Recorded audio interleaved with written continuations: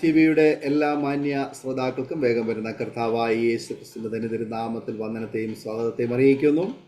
അനുഗ്രഹീതവും മനോഹരമായ നല്ല നിമിഷങ്ങൾക്കായി, നല്ല ദിവസത്തിനായി ഞാൻ കർത്താവിന് സ്തോത്രം ചെയ്യുന്നു. അരോമ ടി വിയുടെ മാന്യ പ്രേക്ഷകരോടൊപ്പം അനുഗ്രഹിക്കപ്പെട്ട ജീവിതാനുഭവം, ദൈവം നടത്തിയ അത്ഭുതകരമായ വഴികളെയും കുറിച്ച് പങ്കുവയ്ക്കേണ്ടതിന് ഇന്ന് നമ്മുടെ ക്ഷണം സ്വീകരിച്ച് ജോയിൻ ചെയ്തിരിക്കുന്നത് കർത്താവിൻ്റെ ദാസൻ പാസ്റ്റർ PD ജോർജ് അവറുകളാണ്. തൻ്റെ ജീവിതാനുഭവം നമുക്ക് എവർക്കും ശ്രദ്ധയോടെ സ്കിപ്പ് ചെയ്യാതെ അവസാനം വരെ കാണുകയും കേൾക്കുകയും ചെയ്യാം.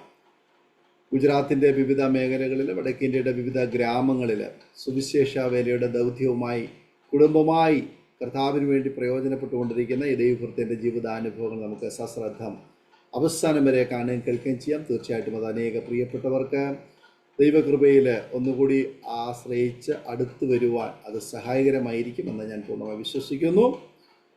അതുപോലെ നിങ്ങളുടെ വലിയൊരു അഭിപ്രായങ്ങൾ, നിർദ്ദേശങ്ങൾ സ്ക്രീനിൽ കാണുന്ന വാട്സപ്പ് നമ്പറിൽ ഞങ്ങളെ വിവരം അറിയിക്കുക. കമൻറ്റ് ബോക്സിൽ രേഖപ്പെടുത്തുക. നിങ്ങളുടെ പ്രാർത്ഥനാ വിഷയങ്ങൾ ഞങ്ങളെ അറിയിക്കുക. സ്ക്രീനിൽ കാണുന്ന നമ്പർ അതിനുവേണ്ടി തന്നിരിക്കുന്നതാണ്. വാട്സപ്പിലൂടെ മാത്രം മെസ്സേജുകൾ അറിയിക്കുവാൻ പ്രത്യേകം ഓർപ്പിക്കുന്നു. ദൈവമായ കർത്താവ് നമ്മെ സഹായിക്കട്ടെ.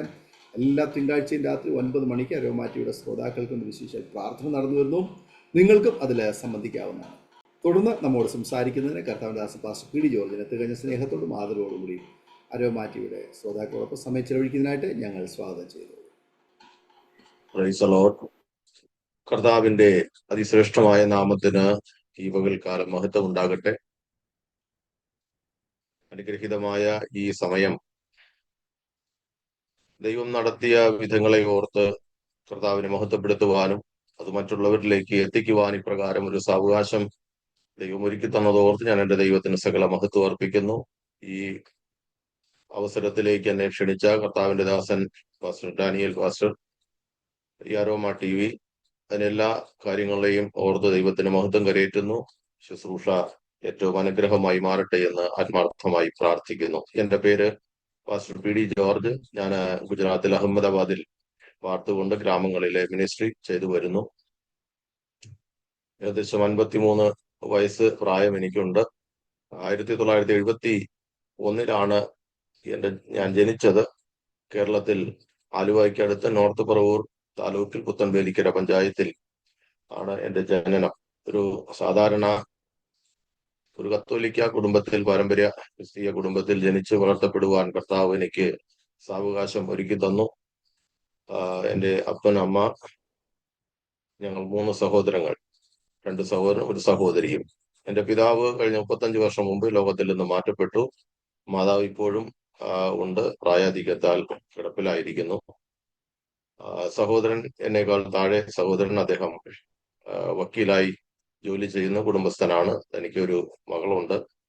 സഹോദരി വിവാഹം കഴിഞ്ഞ് മറ്റൊരിടത്ത്, മാളയ്ക്കടുത്ത്, തൃശ്ശൂർ ജില്ലയിൽ മാളയ്ക്കടുത്ത് ഒരു സ്ഥലത്ത് താമസിക്കുന്നു. അവർക്കൊരു മകനുണ്ട്.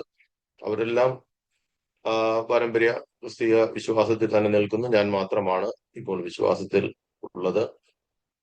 ഏകദേശം 34 വർഷം മുമ്പാണ് ഞാൻ കേരളത്തിൽ നിന്ന് ഗുജറാത്തിലേക്ക് കടന്നു വരുവാനുള്ള അവസരം ഉണ്ടായത്.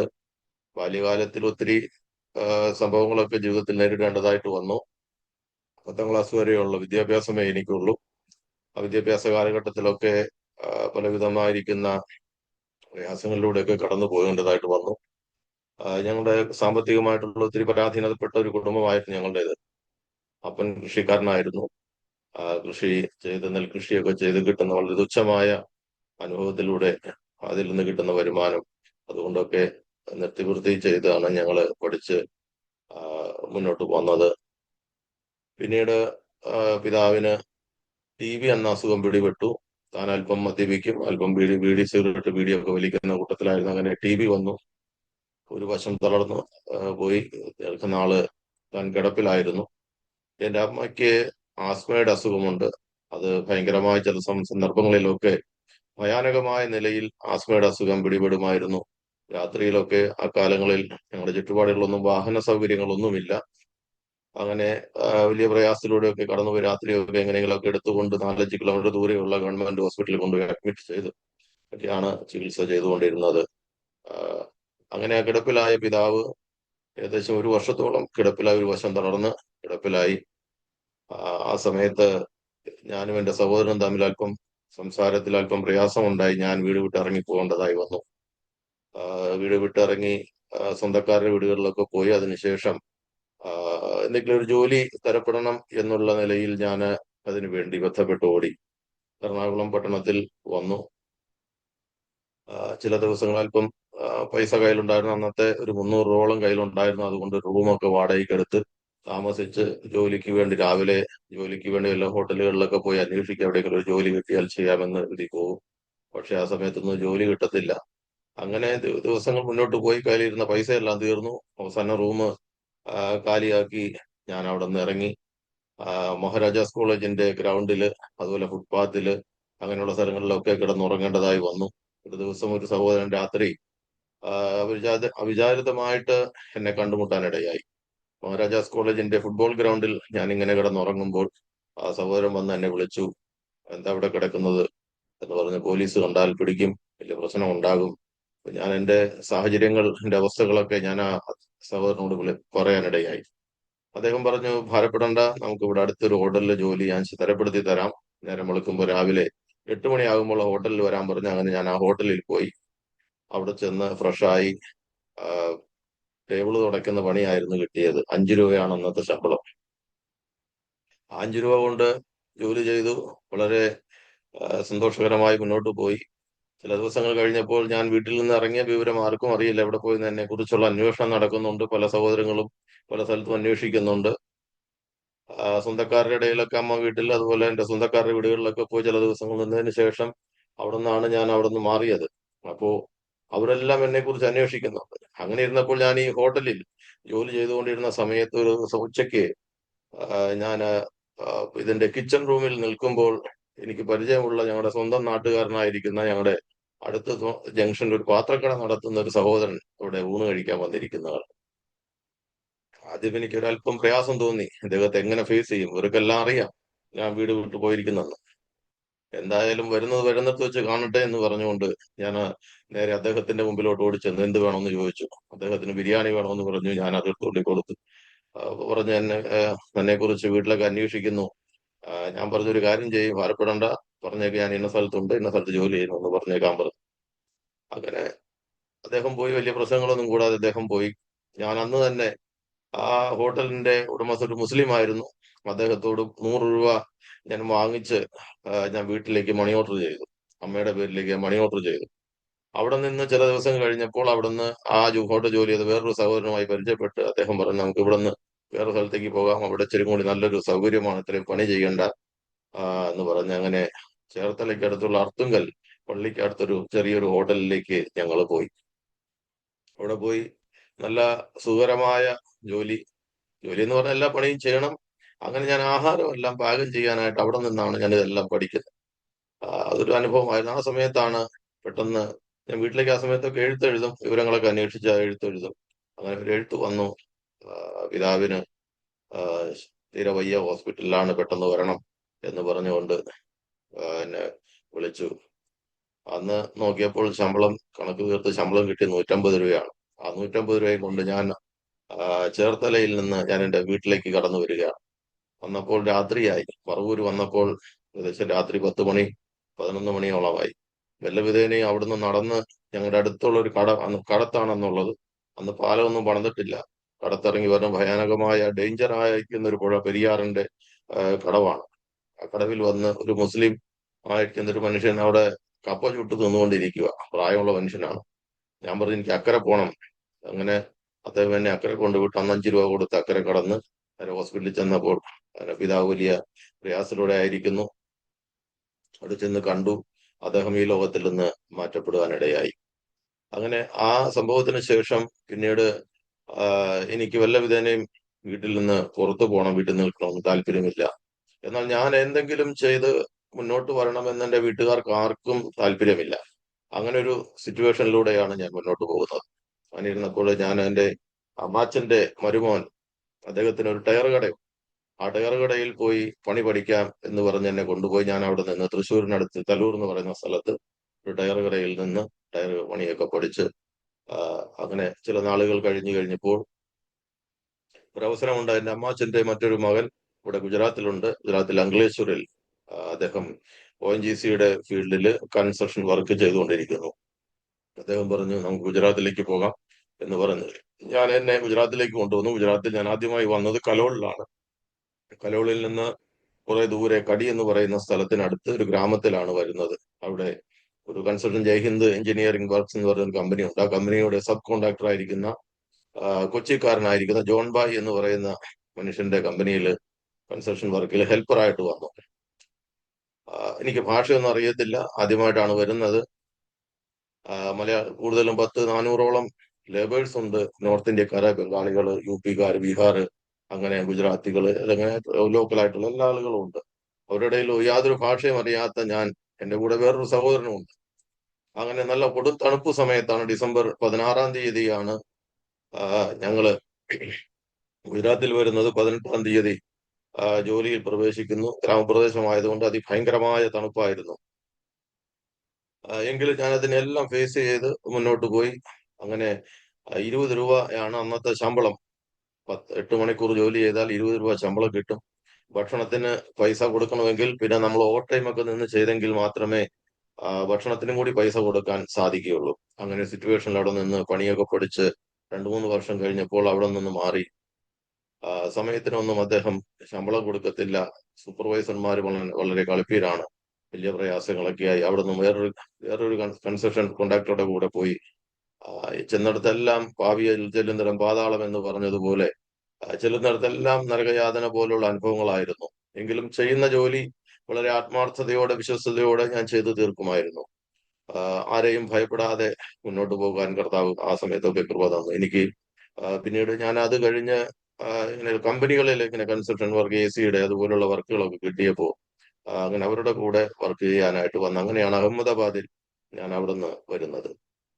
അഹമ്മദാബാദിൽ വന്ന് താമസിച്ച് എയർപോർട്ടിനടുത്തുള്ള 5-സ്റ്റാർ ഹോട്ടൽ, ഗുജറാത്തിലെ ആദ്യത്തെ 5-സ്റ്റാർ ഹോട്ടലാണ്. അന്ന് ഒബ്റോയ് ഗ്രൂപ്പിന്റെ ഹോട്ടലായിരുന്നു. ആ ഹോട്ടലിന്റെ കൺസ്ട്രക്ഷൻ നടക്കുന്ന സമയത്ത് അതിന്റെ AC വർക്കിൽ ഞാൻ ആദ്യം അതിന്റെ പൈപ്പ് ലൈനിന്റെ പണി ചെയ്തു. അത് കഴിഞ്ഞ് ആ കോൺട്രാക്ടർ എനിക്ക് ശമ്പളമൊന്നും തന്നില്ല. അത് കഴിഞ്ഞ് പിന്നെ ഫയർ ഫൈറ്റിങ്ങിന്റെ വർക്ക് ഉണ്ടായിരുന്നു. ആ കൺസ്ട്രക്ഷന്റെ അദ്ദേഹം ഒരു ഗുജറാത്തി കോൺട്രാക്ടർ ആയിരുന്നു, ക്രിസ്ത്യാനി ആയിരുന്നു. അദ്ദേഹം അഹമ്മദാബാദ് മണിനഗറുകാരനായിരുന്നു. അദ്ദേഹത്തിന്റെ കൂടെ ജോലി ചെയ്തു. അദ്ദേഹവും നമ്മളെ ശരിയായ നിലയിൽ വഹിച്ചു. അദ്ദേഹത്തിന്റെ ഒരു വർക്ക് ചെയ്യാനായി എന്നെ കൊണ്ട് അങ്കളേശ്വറിൽ പോയി, അങ്കളേശ്വർ GIDC-യിൽ പോയി. അവിടെ ചെന്ന് വർക്കൊക്കെ ചെയ്ത്, ഒരു കമ്പനിയിൽ വർക്കൊക്കെ ചെയ്ത് കഴിഞ്ഞ് 2-3 മാസം താമസിച്ചത് ഒരു ഹോട്ടലിൽ റൂം എടുത്താണ് താമസിച്ചത്. 2 മാസം കഴിഞ്ഞപ്പോൾ അയാള് അത് കളഞ്ഞിട്ട് പോയി, പണിയെല്ലാം കളഞ്ഞിട്ട് പോയി. ലേബേഴ്സ് തമിഴന്മാരായിരുന്നു, അവരെല്ലാം എന്റെ നേരെയായി പൈസ കൊടുക്കണം. അവരുടെ ചേട്ടനനിയന്മാര് വന്ന് പൈസ വാങ്ങിച്ചോണ്ട് പോകും. ഇവിടെ പണി ചെയ്യാൻ പൈസയില്ല, പണി ചെയ്തവർക്ക് പൈസയില്ല, റൂമിന്റെ വാടക കൊടുക്കാൻ പൈസയില്ല, ഭക്ഷണം കഴിക്കാൻ പൈസയില്ല. വല്ലാത്ത പരിതസ്ഥിതിയിലായി. ഞാനിവിടെ അഹമ്മദാബാദിൽ താമസിച്ചിരുന്ന ചെറിയൊരു റൂമുണ്ട്. ആ റൂമിന് 300 രൂപ വെച്ച് വാടക കൊടുക്കണം. വാടക കൊടുക്കാൻ കാശില്ല. 6 മാസത്തെ വാടക കൊടുക്കണം. ഏകദേശം അന്ന് എനിക്ക് 12,000 രൂപയോളം എനിക്ക് ആ കോൺട്രാക്ടർ എനിക്ക് തരണമായിരുന്നു, എന്റെ ശമ്പളം. പക്ഷേ ദിവസങ്ങളോളം ഞാൻ അദ്ദേഹത്തെ കാണാൻ വേണ്ടി വന്ന് അദ്ദേഹത്തിന്റെ വീടിന്റെ അടുത്തുള്ള ഒരു ഒരു ചായക്കടയിൽ വന്നിരിക്കും. രാവിലെ വന്നിരിക്കും.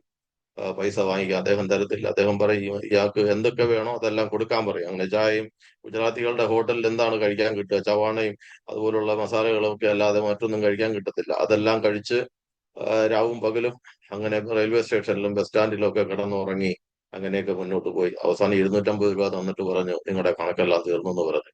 അങ്ങനെ അവിടെ എല്ലാം നമ്മള് എല്ലാ നിലയിലും വളരെ പരാജിതനായി മുന്നോട്ട് പോയി. അങ്ങനെ റൂമിന്റെ വാടക കൊടുക്കണം. അങ്ങനെ ഒരു സുപ്രഭാതത്തിൽ വേറൊരു മുസ്ലിമായ ഒരു സഹോദരന്റെ കൂടെ സൗരാഷ്ട്ര ഭാഗത്ത് അമറേലിക്ക് അടുത്ത ഒരു സ്ഥലത്ത് കൺസ്ട്രക്ഷൻ വർക്ക് വന്നപ്പോൾ അദ്ദേഹത്തിന്റെ കൂടെ ഞാൻ പോയി ഒരു 4-5 മാസം ജോലി ചെയ്ത് അല്പം പൈസ കിട്ടി. ആ പൈസ കൊണ്ടുവന്ന് ഈ റൂമിന്റെ വാടകയെല്ലാം കൊടുത്ത് അങ്ങനെ മുന്നോട്ട് പോകുന്ന സമയത്ത് ഞാൻ ഈ താമസിച്ചിരുന്ന വീടിന്റെ തൊട്ട് മുമ്പില് തിരുവനന്തപുരത്തുകാരായിരിക്കുന്ന ഒരു ബന്ധക്കോസ് കുടുംബം ഉണ്ടായിരുന്നു. അപ്പോ എനിക്ക് ബന്ധക്കോസ് എന്താണെന്നോ അല്ലെങ്കിൽ യേശു എന്താണെന്നോ ബൈബിൾ എന്താണെന്നോ ഒന്നും എനിക്കറിയത്തില്ല. അതൊന്നും ഞാൻ കേട്ടിട്ടില്ല. കത്തോലിക്ക പള്ളിയിൽ പോയിട്ടുള്ള പള്ളിയിലൊക്കെ വളരെ ആക്റ്റീവ് ആയിരുന്നെങ്കിലും ഈ കാര്യങ്ങളൊന്നും നമുക്ക് കൂടുതലായിട്ട് അറിയില്ല. ഇവിടെ വന്നതിന് ശേഷവും ഞാൻ യാതൊരു പള്ളിയുമായിട്ട് പോകുകയോ അങ്ങനെയുള്ള കാര്യങ്ങളിൽ ഇടപെടുകയോ ഒന്നും ചെയ്തിട്ടില്ല. അങ്ങനെ ഇരിക്കുമ്പോഴാണ് ഈ കുടുംബവുമായിട്ട് ഇങ്ങനെ പരിചയപ്പെടാനും അതുമായി മുന്നോട്ട് പോകാനൊക്കെ ഇടയായത്. അവരെന്നെ കളിയാക്കുമായിരുന്നു. അങ്ങനെ കളിയാക്കി. എങ്കിലും ഞാനതെല്ലാം സഹിച്ചു മുന്നോട്ട്. അപ്പൊ അവരുടെ മൂത്ത മകൻ, അദ്ദേഹം ഒരു പാസ്റ്ററാണെന്ന് പിന്നീട് അറിയാനിടയായി. കുടുംബമായിട്ട് പിന്നെ വന്ന് അങ്ങനെ പരിചയപ്പെട്ടു. ആ, അദ്ദേഹവുമായിട്ട് ഇങ്ങനെ യാത്ര ചെയ്യും, പല സ്ഥലങ്ങളിലൊക്കെ പോവുകയൊക്കെ ചെയ്ത് പരിചയപ്പെടാനൊക്കെ ഇടയായി. അദ്ദേഹത്തിന്റെ രണ്ടാമത്തെ മകന്റെ ഡെഡിക്കേഷന് വേണ്ടിയിട്ട് ഇങ്ങനെ ചർച്ചിൽ പോകുന്ന കാര്യം പറഞ്ഞു. അപ്പോൾ ഒരു സൺഡേയിൽ ഇങ്ങനെ അദ്ദേഹത്തിന്റെ മകന്റെ ഡെഡിക്കേഷനാണ്. അപ്പൊ ആ ഡെഡിക്കേഷന് വേണ്ടി പോകണം. ഞാൻ പറഞ്ഞു ഞാനും കൂടി വരാം, ഇതെന്താ നടക്കുന്നതെന്നൊന്ന് കാണാമല്ലോ എന്ന് കരുതി അദ്ദേഹത്തിന്റെ കൂടെ ഡെഡിക്കേഷൻ വെറുതെ ഒന്ന് കാണാൻ വേണ്ടി പോയതാണ്. സ്വതന്ത്ര സഭയിൽ ആരാധന നടക്കുന്നു. ആ ആരാധനയിൽ വലിയൊരു ആ, ഒരു എന്റെ അകത്തളങ്ങളിൽ വല്ലാത്ത ഒരു ചിന്ത ഉദ്ഭവിക്കാനിടയായി തീർന്നു. അങ്ങനെ അന്ന് ഞാൻ അവിടെ നിന്ന് പോന്നു. അന്ന് രാത്രി റൂമിൽ പോയി കിടന്നുറങ്ങി. ഉറങ്ങിക്കഴിഞ്ഞപ്പോൾ ദൈവാത്മാവ് എന്നോട് ഇടപെടുന്നത് പോലെ എനിക്ക് തോന്നി.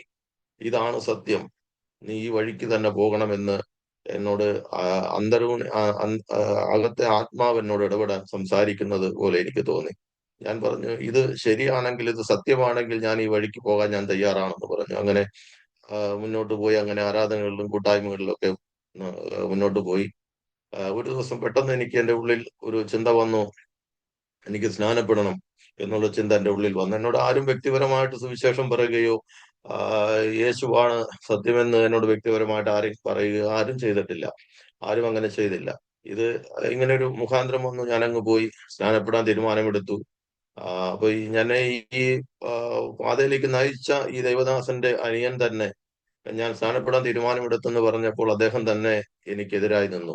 എന്നോട് പറഞ്ഞു, അങ്ങനെ പെട്ടെന്ന് സ്നാനപ്പെടാനൊന്നും പറ്റില്ല, ഒത്തിരി കാര്യങ്ങളുണ്ട്, അങ്ങനെയാണ് ഇങ്ങനെയാണെന്നൊക്കെ പറഞ്ഞു.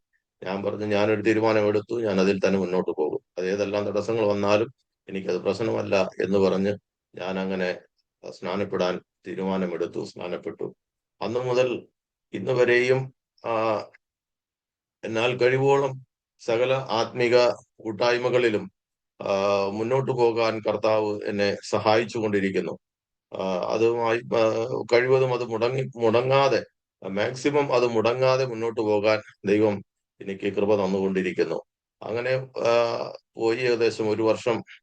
1998 98 ഫെബ്രുവരി മാസത്തിലാണ് ഞാൻ രക്ഷിക്കപ്പെട്ട് സ്നാനപ്പെടുന്നത്.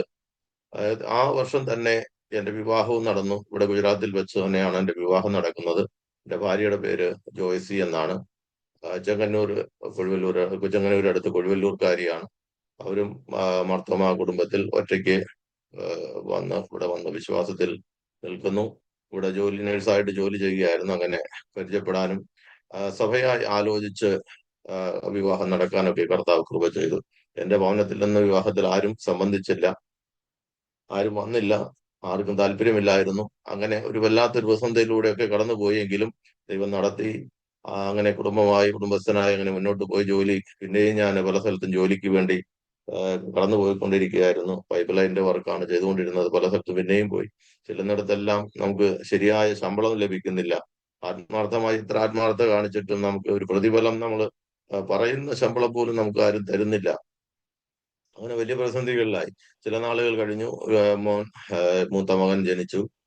ചെലവുകൾ കൂടി കൂടി വരുന്നു. അങ്ങനെ ഇരുന്ന കുറച്ച് നാൾ കഴിഞ്ഞപ്പോൾ ആദ്യം ഞാൻ പഠിച്ചിരുന്ന ടയർ പഞ്ചറിന്റെ പണിക്ക് വേണ്ടി ഇവിടെ അന്വേഷിച്ച് അങ്ങനെ ഒരു കടയിൽ ചെന്ന് സംസാരിച്ച്, ഒരു പരിചയക്കാരനുണ്ടായിരുന്നു, അദ്ദേഹവുമായി സംസാരിച്ച് അവിടെ ടയർ കടയിൽ പണിക്ക് പോകാൻ തുടങ്ങി. അവിടെയും അനുഭവം മറ്റൊന്നും ആയിരുന്നില്ല. അതൊക്കെ തന്നെയായിരുന്നു അനുഭവങ്ങൾ. എങ്കിലും തരണം ചെയ്ത് മുന്നോട്ട് പോയി. ചില നാളുകൾ കഴിഞ്ഞു. അത് കഴിഞ്ഞപ്പോൾ മകന് ഇച്ചിരി പ്രയാസമൊക്കെ ഉണ്ടായിരുന്നു. കുഞ്ഞായിരുന്നു. ഒരു വയസ്സ് കഴിഞ്ഞ സമയത്ത് വല്ലാത്ത പ്രയാസം വന്ന് ഈ ലോകത്തിൽ നിന്ന് മാറ്റപ്പെട്ടു പോകുന്ന അനുഭവമൊക്കെ ജീവിതത്തിൽ വന്നു. പക്ഷേ എങ്കിലും ദൈവം അവിടെ എല്ലാം കരം പിടിച്ച് ദൈവം പൈതലിനെ വിടിവിച്ചു. 6 വർഷം കഴിഞ്ഞപ്പോൾ അടുത്ത രണ്ടാമത്തെ മകള് ദൈവം തന്നു. കുഞ്ഞിനെയും ദൈവം പരിപാലിച്ചു. അവൾക്ക് 1 വയസ്സുള്ളപ്പോഴാണ് ഫിക്സ് വന്ന് ഈ ലോകത്തിൽ നിന്ന് മാറ്റപ്പെട്ടു പോയി. എന്റെ കയ്യിലിരുന്നാണ് കുഞ്ഞിന്റെ പ്രാണൻ നഷ്ടപ്പെടുന്നത്. പക്ഷേ എങ്കിൽ ദൈവം അത്ഭുതകരമായിട്ട് പ്രാണനെ മടക്കി കൊടുത്തു. ഇന്ന് അവൾക്ക് 20 വയസ്സ്. കഴിഞ്ഞ ദിവസം ബർത്ത്ഡേ ആയിരുന്നു. 20 വയസ്സ് പൂർത്തീകരിക്കാൻ എന്റെ കർത്താവ് കൃപ ചെയ്തു. സ്തോത്രം. ഇതില് BBA പഠിക്കുന്നു. മോന് ചെറിയൊരു ജോലി ചെയ്യുന്നു. വൈഫ് ഇപ്പോഴും ഒരു പ്രൈവറ്റ് ഹോസ്പിറ്റലിൽ നേഴ്സായിട്ട് വർക്ക് ചെയ്യുകയാണ്.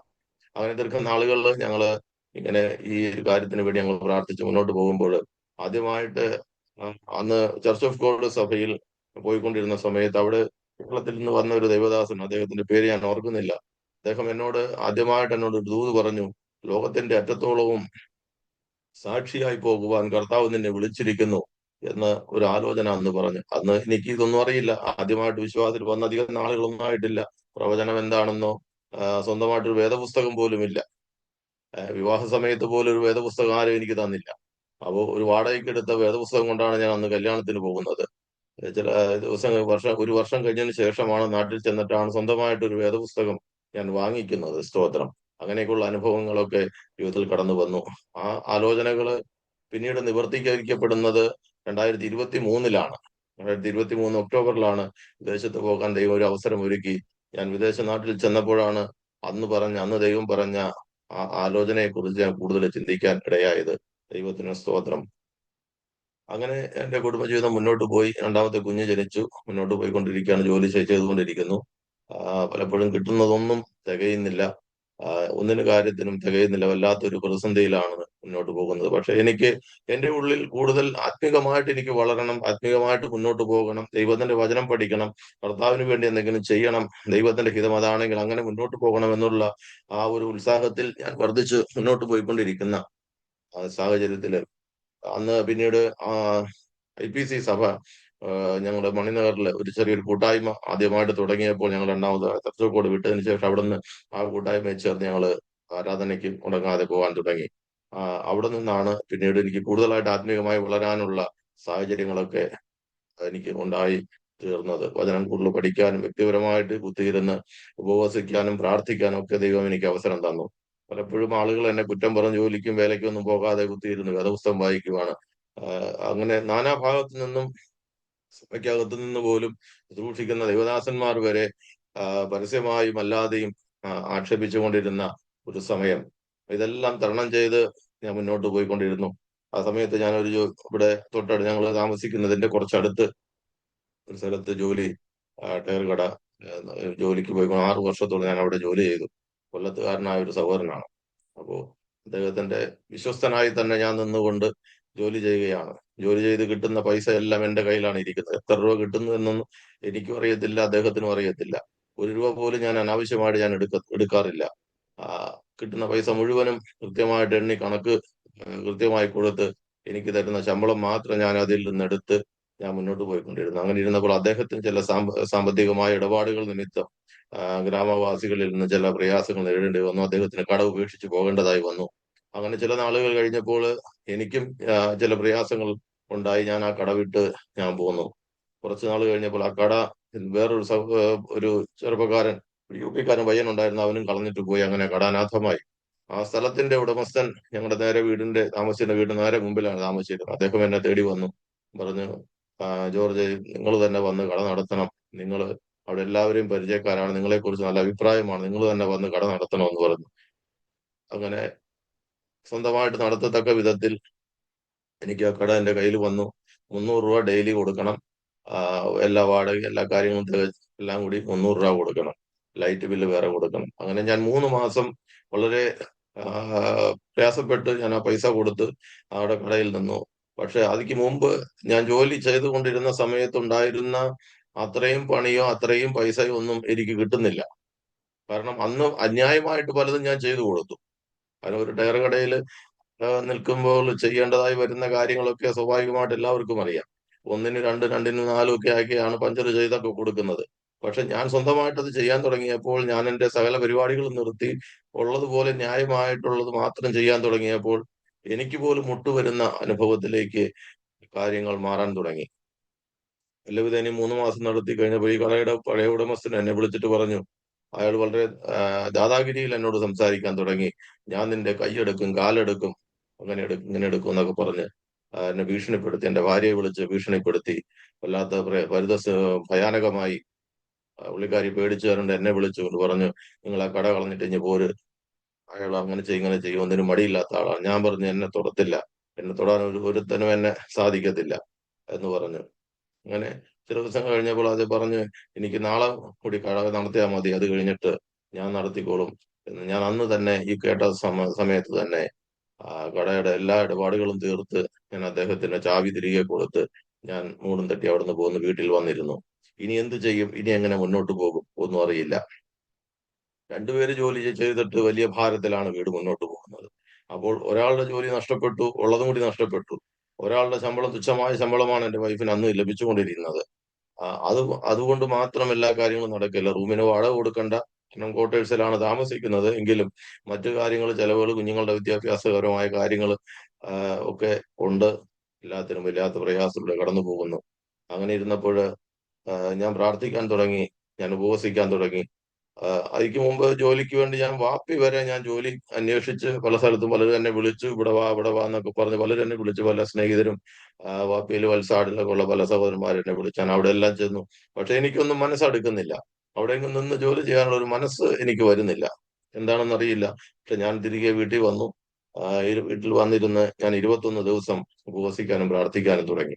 അങ്ങനെ പ്രാർത്ഥിച്ചുകൊണ്ടിരുന്നപ്പോൾ ദൈവത്തിന്റെ ആത്മാവ്, മൂന്നാമത്തെ ദിവസം ദൈവത്തിന്റെ ആത്മാവ് എന്നോട് ഇടപെടാൻ തുടങ്ങി. യെശയ്യാപ്രവചനം 58 അധ്യായം അതിന്റെ 1-ാമത്തെ വാക്യത്തിലൂടെ ഉറക്കെ വിളിക്ക്, അടങ്ങിയിരിക്കരുത്, നിന്റെ ശബ്ദമുയർത്തി നിന്റെ ജനത്തിന്റെ പാപങ്ങളെ അകൃത്യങ്ങളെയും കുറിച്ച് വിളിച്ചു പറയുക എന്നുള്ള ദൈവത്തിന്റെ ശബ്ദം എന്റെ ഹൃദയത്തിൽ മുഴങ്ങാൻ തുടങ്ങി. എന്റെ ചെവിയിൽ ആ വചനം ഇങ്ങനെ കടന്ന് മുഴങ്ങുകയാണ്. ഞാൻ ആ വചനത്തെ ഏറ്റെടുത്തു. ഞാൻ പറഞ്ഞു, കർത്താവ്, ഈ നിമിഷം മുതൽ ഞാൻ സകലതും വിട്ട് നിന്റെ പിന്നാലെ വരികയാണ്. ഏത് പ്രശ്നം വന്നാലും നീ കൈകാര്യം ചെയ്യണം, എനിക്ക് മറ്റൊന്നുമില്ല. അന്നു മുതൽ എല്ലാ നിലകളിലും, ആന്തരികമായും ബാഹ്യമായും എല്ലാ നിലകളിലും എനിക്ക് പ്രശ്നങ്ങൾ വർദ്ധിക്കാൻ തുടങ്ങി. സഭയിൽ അന്ന് പോയിക്കൊണ്ടിരുന്ന, ആരാധനയ്ക്ക് പോയിക്കൊണ്ടിരുന്ന സഭയിൽ അന്ന് വരെ എന്നോട് വളരെ സഹകരണം, എന്നോട് വളരെ അനുതാപപൂർവം, വളരെ ആത്മാർത്ഥതയോടെ കൂടെ നിന്നിരുന്ന ദൈവദാസന്മാർ, ദൈവമക്കൾ എല്ലാവരും ഒറ്റ അഴുകി എല്ലാവരും എനിക്കെതിരായി. എന്താണെന്ന് ഞാൻ എന്തോ വലിയ ദോഷം ചെയ്തതുപോലെ എല്ലാവരും എനിക്കെതിരായി.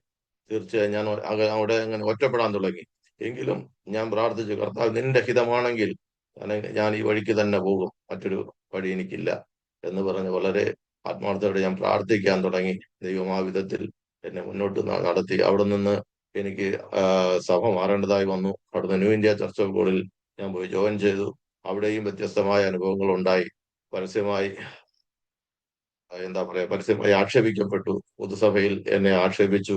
ഇതെല്ലാം സഹിച്ച് ഞാൻ അവിടെ നിന്ന് പടിയിറങ്ങി മറ്റൊരു കൂട്ടായ്മയിൽ പോയി ജോയിൻ ചെയ്തു. അവിടെ ഏകദേശം ഒരു 6 വർഷത്തോളം ഞാൻ അവിടെ ആ സഭയുമായി ബന്ധപ്പെട്ട് ശുശ്രൂഷയിൽ ഗ്രാമങ്ങളിൽ പോയി വേല ചെയ്യാൻ തുടങ്ങി. അങ്ങനെ തൊട്ടടുത്ത ഗ്രാമത്തില്, ഇവിടുന്ന് 13-15 കിലോമീറ്റർ ദൂരെയുള്ള ഗ്രാമത്തിൽ ഒരു വർക്ക് ഞാൻ സ്റ്റാർട്ട് ചെയ്തു. ഏകദേശം 8-10 ഫാമിലികൾ അവിടെ, ഒരു കൊച്ചു കുഞ്ഞുങ്ങളെ ഇടയിലാണ് ഞാനൊരു പ്രാർത്ഥന തുടങ്ങിയത്, അവരെ പാട്ട് പഠിപ്പിക്കാനും. പിന്നീട് ആ കുഞ്ഞുങ്ങൾക്ക് വലിയ താല്പര്യം വന്നു. ആ കുഞ്ഞുങ്ങൾ പോയി അവരുടെ അമ്മമാരെ വിളിച്ചു കൊണ്ടുവന്നു. പിന്നെ അവരുടെ അപ്പന്മാരെ വിളിച്ചുകൊണ്ട് വന്നു. അങ്ങനെ ആ കൂട്ടായ്മ വലിയൊരു അനുഗ്രഹമായി മാറി. ഒരു വീട്ടിലായിരുന്നു നടന്നുകൊണ്ടിരുന്നത്. ആഴ്ചയിൽ 2 ദിവസം, ആദ്യം ഒരു ദിവസം നടത്തി, പിന്നീട് ഞാൻ 2 ദിവസമാക്കി വൈകുന്നേരം പോയി നടത്തും.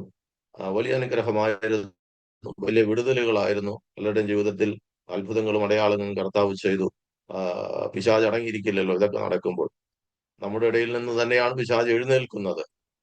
കർത്താവ് പറഞ്ഞ പോലെ, നിങ്ങളുടെ ഇടയിൽ തന്നെ ഒരുവൻ പിശാചാകുന്നു എന്ന് പറഞ്ഞതുപോലെ നമ്മുടെ കൂട്ടായ്മയിൽ തന്നെ പിശാചുകൾ ഉണ്ടായിരുന്നു. ആ പിശാചുകൾ എഴുന്നേറ്റ് ഈ കൂട്ടായ്മയ്ക്കെതിരെ പ്രവർത്തിക്കാൻ തുടങ്ങി. ആ സമയത്ത് കൊറോണ വന്നു. കൊറോണ വന്നപ്പോൾ കൂട്ടായ്മകളെല്ലാം നിന്നുപോയി. എനിക്ക് പോകാൻ പറ്റാത്ത അവസ്ഥയായി. അവിടെ ചെന്ന് ആരാധന നടത്താനോ അവരുമായി ഇടപെടാനോ സഹകരിക്കാനോ ഒന്നും പറ്റാത്ത സിറ്റുവേഷനായി മാറി. അങ്ങനെ കൊറോണയുടെ കാലത്ത് വലിയ പ്രയാസത്തിലൂടെ പിന്നെയും ഞങ്ങൾ കടന്നുപോയി. എന്റെ വീട്ടിലും കൊറോണ വന്നു, വൈഫിന് കൊറോണ വന്നു, മോന് കൊറോണ വന്നു. രണ്ടുപേരും ഹോസ്പിറ്റലിൽ അഡ്മിറ്റായി. 2020 ജൂലൈ മാസം 13-ാം തീയതി വൈഫ് ഹോസ്പിറ്റലിൽ അഡ്മിറ്റായി. 15-ാം തീയതി മോൻ ഹോസ്പിറ്റലിൽ അഡ്മിറ്റായി. രണ്ടുപേരും ഒരാഴ്ച കഴിഞ്ഞപ്പോൾ, മോൻ 15 ദിവസം കഴിഞ്ഞപ്പോൾ ഡിസ്ചാർജ് ചെയ്ത് വീട്ടിൽ വന്നു.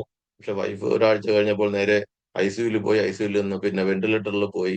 72 മണിക്കൂർ ഡോക്ടർമാർ പറഞ്ഞു, പ്രാർത്ഥിച്ചു. ദൈവം അത്ഭുതകരമായി അവിടുന്ന് പിടിപ്പിച്ചു. 15-20 ദിവസത്തോളം ICUവിലും വെന്റിലേറ്ററിലുമായിട്ട് നിന്നു. പക്ഷെ ദൈവം വലിയ അത്ഭുതകരമായിട്ട് വൈഫിനെ വിടുവിച്ച് ഭവനത്തിൽ കൊണ്ടുവന്ന് ഞാനും മകളും മാത്രം ഭവനത്തിലിരുന്നു. ഒരു മനുഷ്യനും, തൊട്ടടുത്തുള്ള അയൽവാസികൾ പോലും നിങ്ങൾ ചായ കുടിച്ചോ, വെള്ളം കുടിച്ചോ, ആഹാരം കഴിച്ചോ എന്ന് പോലും ചോദിക്കാൻ ഇല്ലാതിരുന്ന ഒരു സഭക്കാരും ഞങ്ങളോട് ചോദിക്കാൻ വന്നില്ല. പക്ഷെങ്കിലും സ്വർഗസ്ഥനായ ദൈവം അവിടെ എല്ലാം ഞങ്ങളെ പരിപാലിച്ച് വഴി നടത്തി. ഞാൻ അറിയാത്ത ആളുകൾ, ഇന്ന് പേര് പോലും കേട്ടിട്ടില്ലാത്ത ആളുകൾ, രാത്രി എന്നില്ല, പകലെന്നില്ല, രാവിലെ എന്നില്ല, ഏത് സമയത്തും വിളിച്ച് പ്രാർത്ഥിക്കുകയും കാര്യങ്ങൾ, ക്ഷേമങ്ങൾ അറിയുകയും ഒക്കെ ചെയ്ത് വാട്സപ്പിലൂടെ, മെസ്സേജിലൂടെ അങ്ങനെ വ്യത്യസ്തമായ നിലകളിലൂടെയൊക്കെ ഞങ്ങളെ കൈത്താങ്ങ് തന്ന ഒട്ടനവധി ലോകമെമ്പാടുമുള്ള അനേക ദൈവമക്കൾ, ദൈവദാസന്മാർ, അവരെല്ലാം ഓർത്ത് ഞാൻ ദൈവത്തിന് സ്തോത്രം ചെയ്യുന്നു. അങ്ങനെ ഈ ശുശ്രൂഷകളിൽ ഗ്രാമങ്ങളിലേക്കൊക്കെ പോകാൻ എനിക്ക് മുഖാന്തരമായി തീർന്നു. ഞാൻ ന്യൂ ഇന്ത്യയിൽ ജോയിൻ ചെയ്തപ്പോഴാണ് ആദ്യമായിട്ട് അവിടുത്തെ ദൈവദാസനോട് ഒരുമിച്ച് ഞാൻ ഗ്രാമങ്ങളിലേക്ക്, രാജസ്ഥാന്റെ ഗ്രാമങ്ങളിലേക്ക് ആദ്യമായിട്ട് പോകുന്നത്. ഈ ഗ്രാമങ്ങളിൽ പോകുന്ന എനിക്ക് അധികം അനുഭവങ്ങളൊന്നുമില്ലായിരുന്നു. ആദ്യമായിട്ട് അന്ന് രാത്രിയാണ് പോകുന്നത്. രാത്രിയിൽ ഒരു കൂട്ടായ്മയ്ക്ക് വേണ്ടി അവിടെ ചെന്നു. ആ, അങ്ങനെ അവിടുത്തെ ദൈവമക്കളുടെ സഹകരണം, അവരുടെ ആത്മാർത്ഥത, ഇതെല്ലാം എന്നെ ആകർഷിച്ചു. അന്ന് എന്റെ കൂടെ ഉണ്ടായിരുന്ന പലരും അവർ വിളമ്പി ആഹാരം പോലും കഴിക്കാതെ മാറിയിരുന്നപ്പോൾ ഞാൻ പറഞ്ഞു, അതുപോലും കഴിക്കാതെ മാറിയിരിക്കുക, അവർ ആത്മാർത്ഥമായി തരുന്നതാണ്. അതുകൊണ്ട് അതിനോട് നമ്മൾ പുച്ഛം കാണിക്കരുത്, ഒരിക്കലും നമ്മൾ അതിനോട് ഇത് കാണിക്കരുത്, നമ്മൾ അതിനോട് സഹകരിക്കണം, അവർ ദൈവമക്കളാണെന്ന് പറഞ്ഞു. അങ്ങനെ ആ ആ ക്രിസ്തുവിന്റെ സ്നേഹം അങ്ങനെ യഥാർത്ഥമായിട്ട് ഉൾക്കൊള്ളുവാൻ, ക്രിസ്തു മലയാളികളിൽ മാത്രമല്ല ക്രിസ്തു വസിക്കുന്നതെന്ന് യഥാർത്ഥമായി മനസ്സിലാക്കാൻ കർത്താവ് എനിക്കൊരു കൃപ തന്നു. അങ്ങനെ ഞാൻ ആ ഗ്രാമങ്ങളിൽ പോകാൻ തുടങ്ങി. ഗ്രാമങ്ങളിലെ മിനിസ്ട്രിയിലുമായിട്ട് ബന്ധപ്പെട്ട് അങ്ങനെ പോകാനും വരാനും തുടങ്ങിയപ്പോൾ ആണ് അന്നത്തെ ആ സഭയിൽ ചില പരസ്യമായിട്ട് എന്നെ ആക്ഷേപിക്കുകയും എന്നെ ഒക്കെ ചെയ്ത് ഞാൻ അവിടുന്ന് പടിയിറങ്ങാനിടയായി. അതിനുശേഷം ഞാൻ നിരന്തരമായിട്ട് ഞാൻ കർത്താവിനോട് പറഞ്ഞു, കർത്താവെ, ആരും പോകാൻ ഇഷ്ടപ്പെടാത്ത പ്രദേശങ്ങളിലേക്ക് നീ എന്നെ അയക്കണം. ഞാൻ അതാണ് ആഗ്രഹിക്കുന്നത്. എല്ലാവരും ഇഷ്ടപ്പെടുന്നത് വലിയ വലിയ സ്ഥാനങ്ങളിൽ പോകാനാണ്. പക്ഷെ ആർക്കും ഇഷ്ടമില്ലാത്ത ഇടങ്ങളിൽ പോകാൻ എനിക്ക് കൃപ തരണം, അതിനുവേണ്ടി എന്നെ സഹായിക്കണം എന്ന് പറഞ്ഞ് ഞാൻ ദൈവത്തോട് പ്രാർത്ഥിക്കാൻ തുടങ്ങി. കർത്താവ് അങ്ങനെ ആ ഗ്രാമപ്രദേശങ്ങളിലേക്ക് പിന്നെയും എന്നെ അയച്ചു. പല ദൈവദാസന്മാർ, ഞാൻ പോലും അറിയാത്ത, പേര് പോലും കേട്ടിട്ടില്ലാത്ത ദൈവദാസന്മാർ പഞ്ചാബിന്റെ പ്രദേശത്ത്, ആന്ധ്ര, അതുപോലെ ഛത്തീസ്ഗഡ്, ഉത്തരാഖണ്ഡ്, അങ്ങനെയുള്ള പല സ്ഥലങ്ങളിൽ നിന്ന്, ഒറീസ, പല സ്ഥലങ്ങളിൽ നിന്നൊക്കെ ഫേസ്ബുക്ക്, വാട്സപ്പ് മുഖാന്തരം എന്നെ വിളിക്കുകയും അവിടെ സാധാരണക്കാരായ ദേവദാസന്മാരുടെ ഇടയിലേക്ക് കടന്നു ചെന്ന് അവിടെ കർത്താവിനെ സാക്ഷിക്കാനൊക്കെ കർത്താവ് കൃപ തന്നു. ഇന്നും കർത്താവ് അങ്ങനെ തന്നെ എന്റെ ജീവിതത്തിൽ ചെയ്തുകൊണ്ടിരിക്കുന്നു. ദൈവം ചെയ്യുന്ന ഓരോ കാര്യങ്ങളും വലിയ അത്ഭുതകരമായിട്ടാണ് ദൈവം ഞങ്ങളെ നടത്തുന്നത്. വലിയ പ്രയാസങ്ങളിലൂടെയൊക്കെ മരണകരമായ അവസ്ഥയിലൂടെ ഞങ്ങൾ കടന്നുപോയി. 2023 ഞാന് വിദേശത്ത് പോകാനുള്ള കാര്യങ്ങളൊക്കെ ആദ്യമായിട്ട് കാര്യങ്ങളൊക്കെ ക്രമീകരിച്ച് ഞാൻ 21 ദിവസത്തെ ഉപവാസം ഞാൻ ഇരിക്കുകയാണ്. അങ്ങനെ ഇരുന്നപ്പോഴാണ് ഒക്ടോബർ മാസം 13 രാത്രി പെട്ടെന്ന് എനിക്ക് ശരീരത്തിന് വല്ലാത്തൊരു അസ്വസ്ഥത വന്നു. എനിക്ക് തലകറങ്ങുന്നത് പോലെ തോന്നി, വല്ലാത്ത പ്രയാസം വന്നു. ഞാൻ ഈ ലോകത്തിൽ നിന്ന് മാറ്റപ്പെട്ടു പോയി. സമയത്ത് എന്റെ പ്രാണൻ നഷ്ടപ്പെട്ടു. എന്റെ വൈഫ് ഇവിടെ കിടന്ന് ബഹളം വയ്ക്കാൻ തുടങ്ങി. മോനെ വിളിച്ചു. ചുറ്റുപാടുള്ളവരൊക്കെ പലരും ഇറങ്ങി വന്നു. എന്നെ പൊക്കിയെടുത്ത് ആശുപത്രി കൊണ്ടുപോകാനായിട്ട് ചില സ്റ്റെപ്പുകൾ താഴോട്ട് ഇറങ്ങിയപ്പോൾ പെട്ടെന്ന് എനിക്ക് ബോധം വന്നു. ഞാൻ ചാടിക്കയറി മുകളിലോട്ട് കയറി വന്നു. എന്റെ ശരീരം മുഴുവൻ വേർത്ത് വല്ലാത്ത അവസ്ഥയിലായി. അങ്ങനെ അന്ന് രാത്രി ഹോസ്പിറ്റലിൽ കൊണ്ടുപോയി ICUവിൽ അഡ്മിറ്റ് ചെയ്തു. പിറ്റേ ദിവസം 2 ദിവസമായിട്ട് അഡ്മിറ്റ് ചെയ്തു. എല്ലാ ടെസ്റ്റുകളും നോർമൽ ആയിരുന്നു. ബ്ലഡ് ടെസ്റ്റുകൾ, അതുപോലെയുള്ള എല്ലാ ടെസ്റ്റുകളും, തലയുടെ സ്കാൻ ചെയ്തു. അങ്ങനെ പല ടെസ്റ്റുകളും ചെയ്തു. എല്ലാ ടെസ്റ്റുകളും നോർമൽ ആയിരുന്നു. ഞാൻ ഈ തളർന്ന് ഇങ്ങനെ കിടക്കുമ്പോഴും എന്റെ ഉള്ളിന്റെ ഉള്ളിൽ ഞാനിങ്ങനെ പ്രാർത്ഥിക്കുമായിരുന്നു, ഏതെല്ലാം ടെസ്റ്റുകൾ ചെയ്താലും എല്ലാ ടെസ്റ്റുകളും അത് നോർമൽ ആകണം എന്ന് ഞാൻ കർത്താവിനോട് പ്രാർത്ഥിക്കുമായിരുന്നു. ഒന്നും പോസിറ്റീവ് ആകരുതെന്ന് ഞാൻ പ്രാർത്ഥിച്ചു. കർത്താവ് അതുപോലെ എന്റെ ജീവിതത്തിൽ ചെയ്തു. അവസാനം ഡോക്ടർ പറഞ്ഞു, എൻജിയോഗ്രാം ചെയ്യണം, ചെറിയൊരു പ്രയാസം പോലെ തോന്നുന്നുണ്ട്, ഡൗട്ടുണ്ട്, എൻജിയോഗ്രാം ചെയ്യണമെന്ന് പറഞ്ഞു. അങ്ങനെ അവസാനം എൻജിയോഗ്രാം ചെയ്തു. എല്ലാം റിപ്പോർട്ടുകളെല്ലാം നോർമലായി. കർത്താവ് അത്ഭുതകരമായിട്ട് മരണത്തെ മുഖാമുഖം കണ്ട് മരണത്തിലേക്ക് കടന്നുപോയ എന്നെ ദൈവം കൊണ്ടുവന്നു. അങ്ങനെ പലവിധമായിരിക്കുന്ന അനുഭവങ്ങളിലൂടെയൊക്കെ പോയി. ഒരിക്കൽ നാട്ടിൽ ഇതുപോലെ ഞാൻ പോയ സമയത്ത് ഒരു കൂട്ടായ്മയ്ക്ക് വേണ്ടി ഞാൻ പോകുമ്പോൾ അവിടെ ഒരു കാലടി എന്ന് പറയുന്ന പ്രദേശത്ത് ഒരു ദേവദാസൻ ഭവനത്തിൽ മീറ്റിംഗ് നടത്തുമ്പോൾ എന്നെ വിളിച്ചു. അപ്പൊ ഞാൻ എന്റെ വീട്ടിൽ നിന്ന് അല്പദൂരം നടന്ന് കുറച്ച് ദൂരം വന്നിട്ട് വേണം ഒരു ബസ്സിന് കയറി പോകാൻ. അപ്പോൾ അവിടെ വന്ന് ബസ് സ്റ്റോപ്പിൽ ഇങ്ങനെ ഇരിക്കുകയാണ്. ഇരുന്ന് കഴിഞ്ഞപ്പോൾ ചെറിയൊരു ഒരാൾക്ക് ഇരിക്കാനുള്ള വീതി ഇല്ല, അതുപോലൊരു കല്ല് ഇങ്ങനെ നീളത്തിലിട്ടിട്ടുണ്ട്. ഞാൻ അവിടെ ഇരിക്കുന്ന ചെറിയൊരു ഹാൻഡ് ബാഗ് എന്റെ കയ്യിലുണ്ട്, ഒരു ജോഡി ഡ്രസ്സ് അതിനകത്തുണ്ട്. പെട്ടെന്ന് എനിക്ക് എവിടെയെങ്കിലും ഒന്ന് കിടക്കണമെന്ന് എന്റെ ഉള്ളിൽ ഇങ്ങനെ ചിന്ത വരികയാണ്. പെട്ടെന്ന് ശരീരം തളർന്നു പോകുന്നു, കിടക്കണമെന്ന് തോന്നുന്നു. ഇത്രയും ചിന്ത വന്നത് മാത്രം എനിക്കറിയാം. കുറച്ചു കഴിഞ്ഞപ്പോൾ ചില സഹോദരന്മാർ എന്നെ പൊക്കിയെടുത്ത് അവിടുത്തെ ഒരു ഷെഡിൽ കൊണ്ടുപോയി ഇരുത്തി വെള്ളം തരുന്നതായിട്ടാണ് ഞാൻ കാണാനിടയായത്. ഞാൻ തലയും കുത്തി 3 അടി താഴ്ചയിലേക്കാണ് മറിഞ്ഞു വീണത്. തല ചെന്ന് വലിയൊരു സിമന്റ് കട്ടയിൽ ചെന്ന് തലയിടിച്ചു. എങ്കിലും ഒരു പോറൽ പോലും ഏൽക്കാൻ കർത്താവ് ഇടയാക്കിയില്ല. വലിയ അത്ഭുതകരമായിട്ട് ദൈവം അവിടെയെല്ലാം ദൈവം പിടിപ്പിച്ചു. ഇതുപോലുള്ള അനുഭവങ്ങൾ പല സ്ഥലത്ത് പല സന്ദർഭങ്ങളിലും എൻ്റെ ജീവിതത്തിൽ ഉണ്ടായിട്ടുണ്ട്. ശുശ്രൂഷാമുഖത്ത് നിൽക്കുന്ന സമയത്തും ചില സഭകളിലൊക്കെ നിന്ന് വചനം ശുശ്രൂഷിക്കുമ്പോഴും ഇതുപോലുള്ള ശാരീരികമായ പല അനുഭവങ്ങളിലൂടെയൊക്കെ ഞാൻ കടന്നു പോയിട്ടുണ്ട്. ഞാൻ ആരോടും പറയാറില്ല, ഒരു മനുഷ്യരോടും ഞാൻ പറയാറില്ല. കാരണം മനുഷ്യനിൽ ആശ്രയിക്കുന്നതിനേക്കാൾ യഹോവയിൽ ആശ്രയിക്കുന്നത് നല്ലതെന്ന് വചനം നമ്മെ പഠിപ്പിക്കുമ്പോൾ ആ വചനത്തിൽ പൂർണ്ണമായി വിശ്വസിച്ച് ഉറച്ചുകൊണ്ട് മുന്നോട്ട് പോകാൻ കർത്താവ് കൃപ നൽകിക്കൊണ്ടിരിക്കുന്നു. സ്തോത്രം. ഇപ്പോഴും കഴിഞ്ഞ ദിവസങ്ങളിലും ഞാൻ ഗ്രാമങ്ങളിലാണ് ശുശ്രൂഷയ്ക്ക് വേണ്ടി കടന്നുപോയത്. രാജസ്ഥാൻ, മധ്യപ്രദേശ്, അതുപോലുള്ള പ്രദേശങ്ങളിലൊക്കെ കടന്നുപോയിക്കൊണ്ടിരിക്കുന്നു. ഇനി ഒത്തിരി ഇടങ്ങളിൽ പോകാനുണ്ട്. പലരും എന്നെ ദൂര സ്ഥലങ്ങളിൽ നിന്ന് വിളിക്കുന്നുണ്ട്. ഒറീസയിൽ നിന്ന് പല ദൈവദാസന്മാർ വിളിക്കുന്നു. പഞ്ചാബിൽ നിന്ന് പലരും വിളിക്കുന്നുണ്ട്. ദൈവദാസൻ ഇവിടെ വരണം. ഞാൻ അവരോടെല്ലാം പറയും, എനിക്ക് സാമ്പത്തികമായി നിങ്ങളെ എന്തെങ്കിലും ചെയ്യാനുള്ള സാഹചര്യം ഒന്നും എനിക്കില്ല. പക്ഷെ ആത്മീകമായ നിലയിൽ എന്നാൽ കഴിവോളം ദൈവം എനിക്ക് തരുന്നിടത്തോളം ഞാൻ നിങ്ങളെ സഹായിക്കാൻ ഞാൻ ബാധ്യസ്ഥനാണ്. ഞാൻ അത് ചെയ്യും. എനിക്ക് ഭക്ഷണത്തെക്കുറിച്ച് എന്ത് കഴിക്കുമെന്നുള്ളതിനെ കുറിച്ച് എനിക്ക് ഒരു ഭാരമില്ല. പക്ഷെ കിടക്കാൻ ഒരു ഇടം കിട്ടണം. എവിടെയെങ്കിലും കിടക്കാൻ ഒരു സൗകര്യം കിട്ടും. ഒരു ബെഞ്ച് കിട്ടിയാലും ഞാൻ അവിടെ പോകും. പോകാനും വരാനും വണ്ടിക്കൂലി കിട്ടിയാൽ ഞാൻ അവിടോട്ട് പോകും. കർത്താവ് എവിടെ പോകാൻ പറയുന്നു അവിടെ പോകാനും വരാൻ വണ്ടിക്കൂലി കിട്ടിയാൽ മതി, ഞാൻ അങ്ങ് പോയി വരും. കർത്താവിനെ ഉയർത്തുക, ഏത് സാഹചര്യത്തിലും ഏത് പ്രതിസന്ധികളുടെ മധ്യത്തിലും കർത്താവിനെ ഉയർത്തുക എന്നുള്ളത് മാത്രമാണ് എന്റെ ലക്ഷ്യം. ഹല്ലേലൂയ. ഇതുവരെ കർത്താവ് അത്ഭുതകരമായി തന്നെ ഞങ്ങൾ നടത്തി. ഒരിക്കൽ രാജസ്ഥാനിൽ വില്ലേജിൽ ഇതുപോലെ പ്രയറിന് വേണ്ടി ചില ചെറിയ ചെറിയ മീറ്റിങ്ങുകൾ നടത്തി ഇങ്ങനെ മുന്നോട്ട് പോകുമ്പോൾ ബാൻസുവാഡ ആ മലയുടെ മുകളിൽ അവിടെ ഒരു ഡാമുണ്ട്. ആ ഡാമിനോട് ചേർന്നതിനോട് മുകളിലുള്ള ഒരു ഗ്രാമത്തിൽ ചെറിയൊരു കൂട്ടായ്മ നടത്തി കഴിഞ്ഞ് ഞങ്ങൾ പുറത്ത് വന്നിങ്ങനെ ഇരുന്ന് ചായ കുടിക്കുമ്പോൾ അന്നത്തെ രണ്ടാമത്തെ മീറ്റിംഗ് ആണ്. രാവിലെ ഒരു മീറ്റിംഗ് കഴിഞ്ഞ് ഞങ്ങൾ അവിടുന്ന് വന്ന് രണ്ടാമത്തെ ഒരു മീറ്റിംഗ് നടത്തി കഴിഞ്ഞ് വന്ന് അപ്പൊ അവര് ആ ഡാമിൽ നിന്ന് പിടിച്ച വലിയ മീനുകളൊക്കെ കറി വെച്ചിട്ടുണ്ട്. ഞങ്ങള് ആഹാരം കഴിച്ചിട്ടാണ് വന്നപ്പോൾ ഞങ്ങൾ ആഹാരമൊന്നും കഴിച്ചില്ല. ഇത് ഞങ്ങൾ ചായ കുടിച്ചുകൊണ്ടിരിക്കുമ്പോൾ കുറച്ചു പേര് അവിടെ ശുശ്രൂഷിക്കുന്ന ആ സഹോദരന്റെ ജ്യേഷ്ഠന്മാരും ബന്ധക്കാരും ഒക്കെ കൂടി വലിയ കള്ള് കുടിച്ച് വലിയ പ്രശ്നമൊക്കെ ഉണ്ടാക്കി അവിടെ വന്നു ഞങ്ങളെ തെറി വിളിക്കാനൊക്കെ തുടങ്ങി. എന്റെ വായ തുറപ്പിക്കാൻ ആവോളം അവർ പരിശ്രമിച്ചു. ആവോളം. ഞാൻ ഇതുപോലെ ഒരു ബ്രൗൺ കളർ ജുബയാണ് ഇട്ടിരിക്കുന്നത്. ഒരു ഹാൻഡ് ബാഗ് ഉണ്ട്. എന്നെ കണ്ടു കഴിഞ്ഞാൽ മനസ്സിലായി ഞാൻ പുറത്തുനിന്ന് വന്ന ആളാണ്. എന്റെ വായ എങ്ങനെയെങ്കിലും തുറപ്പിക്കണം. വായ തുറന്നാൽ അടി ഉറപ്പാണെന്ന് എനിക്ക് നന്നായിട്ട് അറിയാം. അത് നല്ലത് പറഞ്ഞാലും തീയത് പറഞ്ഞാലും അടി ഉറപ്പാണ്. എന്ത് പറഞ്ഞാലും അടി ഉറപ്പാണ്. അതുകൊണ്ട് വായ അടച്ചിരുന്നു. പെട്ടെന്ന് അവരുടെ വായിൽ നിന്ന് തന്നെ പറഞ്ഞു, നിങ്ങൾ പെട്ടെന്ന് ഇവിടെ നിന്ന് സ്ഥലം കാലിയാക്കിക്കോ, ഇനി മേലാൽ ഈ പ്രദേശത്ത് കണ്ടുപോയേക്കരുതെന്ന് അവരുടെ വായ കൊണ്ട് തന്നെ പറയാൻ ദൈവം ഇടയാക്കി. അങ്ങനെ ഞങ്ങൾ പെട്ടെന്ന് അവർ പറഞ്ഞു തീരുന്നതിന് മുമ്പ് ഞങ്ങൾ ബൈക്കെടുത്ത് അവിടുന്ന് സ്ഥലം കാലിയാക്കി പോരാനിടയായി. അങ്ങനെ പല ദുരനുഭവങ്ങളും ജീവിതത്തിൽ ഉണ്ടായിട്ടുണ്ട്. പല സ്ഥലങ്ങളിലും പിടിച്ചു നിർത്തിയിട്ടുണ്ട്. ആക്രമിച്ചിട്ടില്ല ഇതുവരെ. ദൈവത്തിന്റെ ആലോചന ഉണ്ട്. അങ്ങനെ സംഭവിക്കുന്നെങ്കിൽ ദൈവഹിതമാണെങ്കിൽ അതിനെ ഞാൻ എന്നെ തന്നെ ഏൽപ്പിച്ചു കൊടുക്കുന്നു. എനിക്ക് മരണത്തെക്കുറിച്ച് എനിക്ക് പേടിയില്ല. അപ്പൊ പൗലോസ് പറയുന്ന പോലെ ഞാൻ എന്റെ പ്രാണനെ വിലയേറിയതായി കാണുന്നില്ല. ഹല്ലേലൂയ. ജീവിച്ചാലും മരിച്ചാലും ക്രിസ്തുവിനായി. അതുകൊണ്ട് കർത്താവിനെ എവിടെയും സാക്ഷിക്കുക.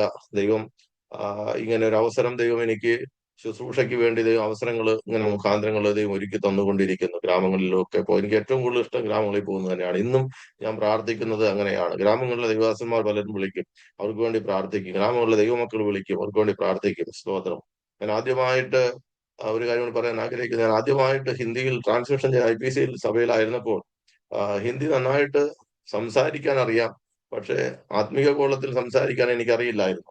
ബൈബിൾ ഹിന്ദി വായിക്കാൻ അറിയാം, പക്ഷെ എനിക്ക് കൂടുതൽ അത് അറിയില്ല. ആത്മീയ കാര്യങ്ങളിൽ അത് ഉപയോഗിക്കാൻ അറിയില്ല. അങ്ങനെ ഇരുന്നപ്പോൾ ദേവദാസൻ, അദ്ദേഹത്തിന് ഹിന്ദി, ഇംഗ്ലീഷ്, മലയാളം എല്ലാം അറിയാം. അദ്ദേഹം എന്നെ നിർത്തി എന്നോട് പറഞ്ഞു ഹിന്ദിയിൽ ട്രാൻസ്ലേഷൻ ചെയ്യാൻ പറഞ്ഞു.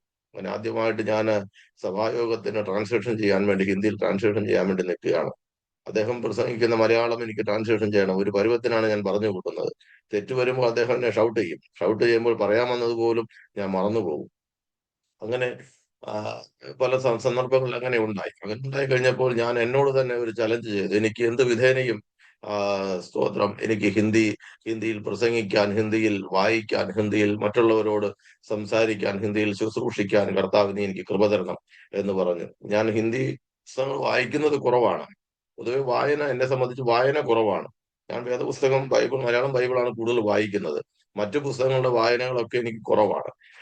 സ്തോത്രം. ഹിന്ദി ബൈബിള് ഉണ്ട് എങ്കിലും മലയാളം കമ്പൈൻഡ് ചെയ്താണ് ഞാൻ കൂടുതൽ വായിക്കാറുള്ളത്. പക്ഷെ എങ്കിലും ഞാൻ കർത്താവിനോട് പറയും, എനിക്ക് വാക്കുകളെ തരണം.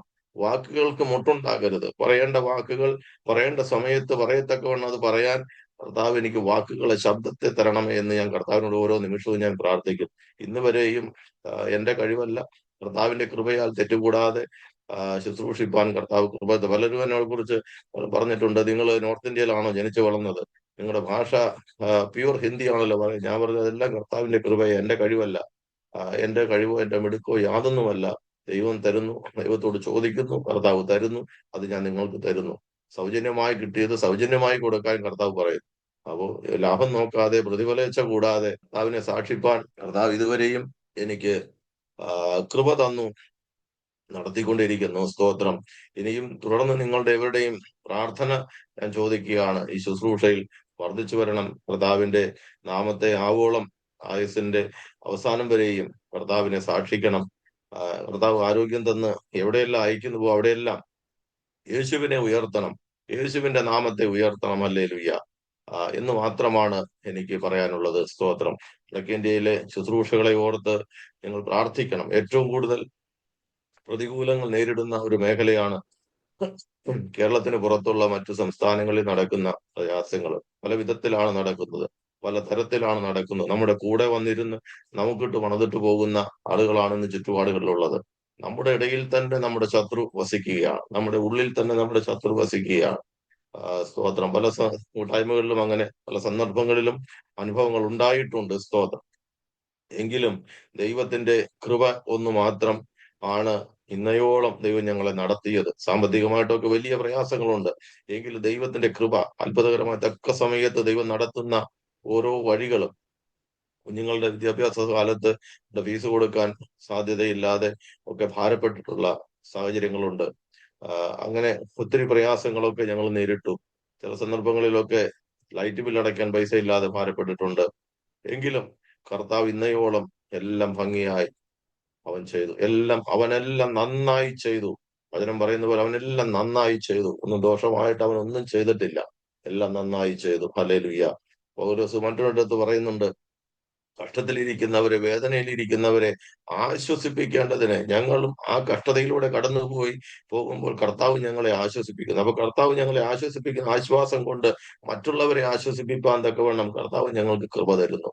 ആ കൃപ നഷ്ടപ്പെട്ടു പോകാതെ ആ കൃപയിൽ വർദ്ധിച്ചു വരുവാൻ നിങ്ങളെവരുടെയും പ്രാർത്ഥന എല്ലാം ഞങ്ങൾ ചോദിക്കുന്നു. നോർത്ത് ഇന്ത്യയിലെ ഗുജറാത്ത്, രാജസ്ഥാൻ, മധ്യപ്രദേശ് അതുപോലുള്ള ചുറ്റുപാടുള്ള സംസ്ഥാനങ്ങളിലെ, ഗ്രാമങ്ങളിലെ മിനിസ്ട്രിയെ ഓർത്ത് ദൈവജനം പ്രാർത്ഥിക്കുക. എല്ലാവരെയും കർത്താവ് ധാരാളമായിട്ട് അനുഗ്രഹിക്കട്ടെ. എനിക്കിങ്ങനെ അവസരമൊരുക്കി തന്ന അരോമ ടിവിയോടും ഇതിന് നേതൃത്വം കൊടുക്കുന്ന ഡാനിയൽ പാസ്റ്ററിനോടുമുള്ള നന്ദിയും സ്നേഹവും അറിയിക്കുന്ന എല്ലാറ്റുപരിയ ദൈവത്തിന് സകല മഹത്വം അർപ്പിക്കുന്നു. ഒരു വാക്ക് ഞാൻ നിങ്ങൾക്കായി പ്രാർത്ഥിക്കാൻ ആഗ്രഹിക്കുന്നു. കർത്താവ് നിങ്ങളെവരെയും ധാരാളമായിട്ട് അനുഗ്രഹിക്കട്ടെ. ആമേൻ. കരുണയുള്ള കർത്താവ്, ഞങ്ങളുടെ ദൈവമേ, നല്ല സമയത്തിനായി ഞങ്ങളങ്ങ് വാഴ്ത്തുന്നു, സ്തുതിക്കുന്നു. കർത്താവ്, അങ്ങ് ചെയ്ത എല്ലാ ഉപകാരങ്ങൾക്കായി സ്തോത്രം.